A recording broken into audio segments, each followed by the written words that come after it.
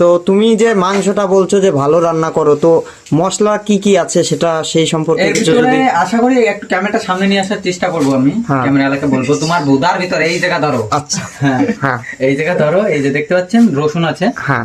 সব রসুন ছুলে দিলে হবে না, হুম।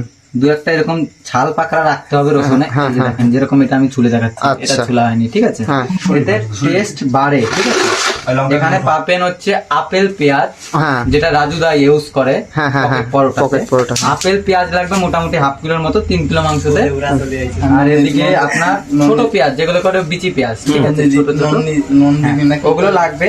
এর ভিতর আর লাগছে হচ্ছে আপনার হলদি লাগবে, মোটামুটি 3 কিলো মাংসতে 250 গ্রাম হলদি দিলেই হবে, ঠিক আছে। আচ্ছা। আর হচ্ছে লবণ মোটামুটি ওই বেশি লাগবে না মনে হয়, না না ওই ওরকমই 150 গ্রাম লাগবে, ঠিক আছে, লবণ। তো সমস্যা নেই। এখানে লঙ্কা দিবেন, এই যে ছোট বড় দুটোই মিক্সচার করে দিতে হবে।